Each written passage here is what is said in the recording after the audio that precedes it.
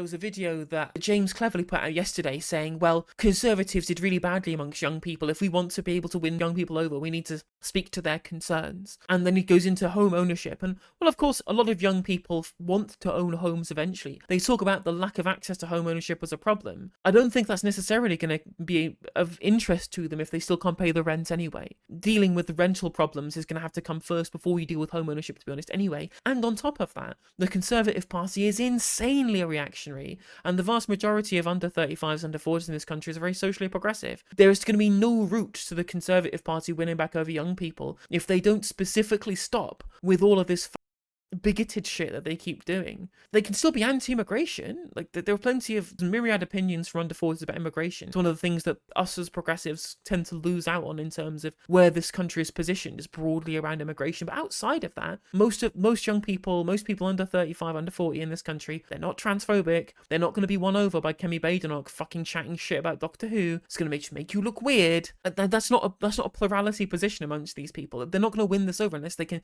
get this culture war shit put to bed, lest that they become the culture war party. Again, they'll just fight over more Reform UK voters. I think James Cleverly knows this, but for the Conservative Party to win over young voters, for the Conservative Party to win the votes of young people, it would take such kind of a top-down demolition of everything that the Conservative Party is and has become in terms of economic policy, in terms of how they approach public services, how they approach taxation and the structure of the economy and how we structure the labour market and the nature of work in this country, given how much everybody under 40 despises the gig economy, which is fundamentally a Conservative Party problem that they created when they were in government by refusing to regulate this, engaging in supply-side labour market reform to drive down wages, giving people a 14-year stagnation in how much their wages grew, then followed by the biggest drop in living standards since the Napoleonic Wars during the pandemic and with the war in Ukraine. The Conservative Party cannot win over young people unless they stop this, unless they actually stop being neoliberals, because people under 40 in this country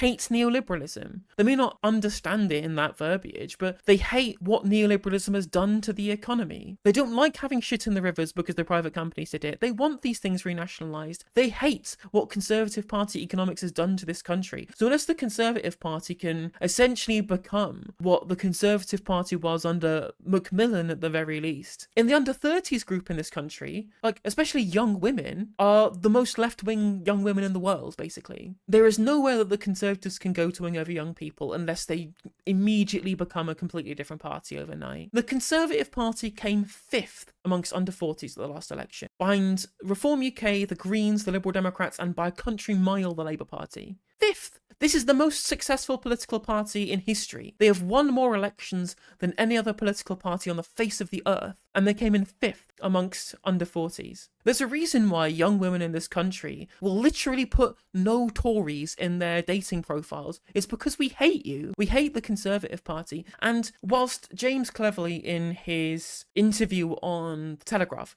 tried to say that, well, people didn't like us because we were failures in government. We were chaotic and we were divided and people don't vote for divided governments. I don't think that's untrue. I think people did look at the Conservative Party fighting like rats in a sack and thought, this isn't somebody who I think is as serious about governance, because they've never been serious about governance. They've been serious about winning elections. And when they couldn't agree on the strategy to do so, when things started going down the tubes, they started infighting with each other and it made them look even more unserious. But he did notice that people didn't like that the NHS was collapsing. But from what I can only glean from everything I know about Conservative Party politics, his assumption was that, well, actually it was nothing to do with austerity. It was nothing to do with neoliberalism. It was nothing to do with underfunding. It was nothing to do with our own approach to how we govern the NHS. They can only surmise that it's just, well, the coronavirus pandemic happened, nothing we can do. People were distracted by how bad the NHS was, but it's out of our hands. When systemic failures in how they manage the NHS and all of the Lansley reforms just came out today, actually, from studies that have been done by medical professionals on how NHS reform under the Conservative Party kneecapped it with dealing how the pandemic hit this country.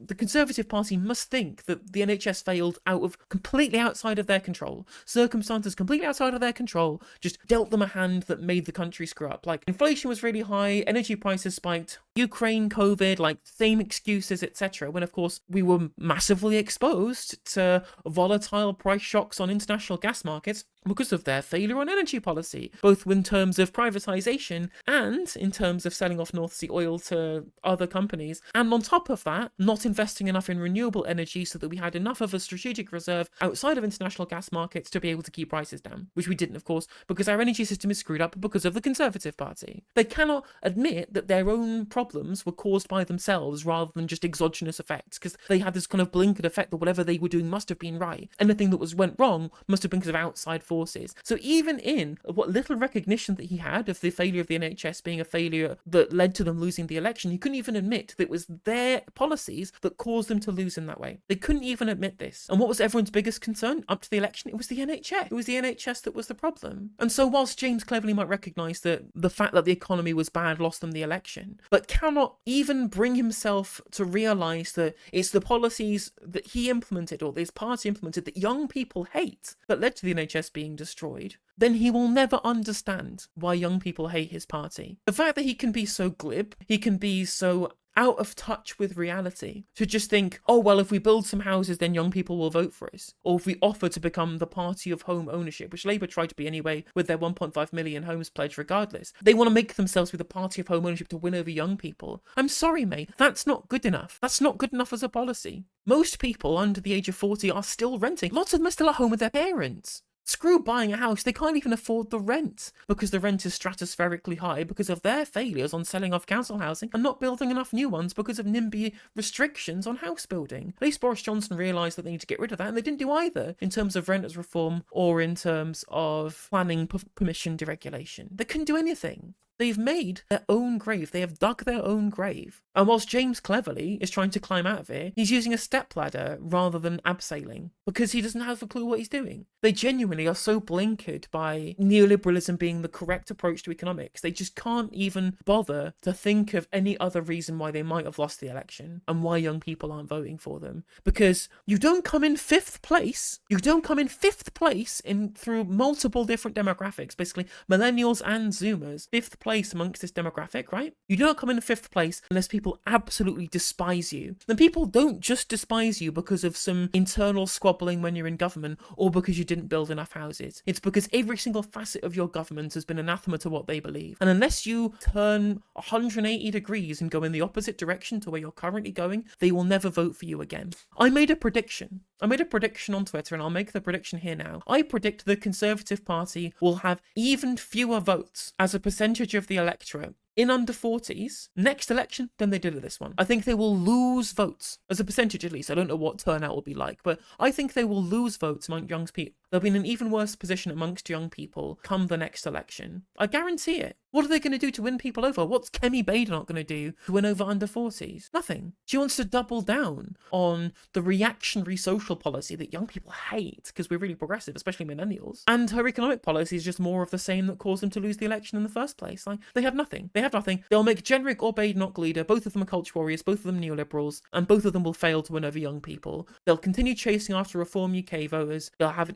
they might even have a smaller section of the electorate than they did in this election as well. They might even lose votes overall, not just amongst young people, just because of how off-putting they'll be by chasing after Reform UK voters and lots of their electorate leaving the electorate. Because the only people who voted for them were the retirees. And unfortunately, there's something that happens to retirees. And it's sad, but it's the truth. And this is my prediction for the next election. We'll see if it comes true.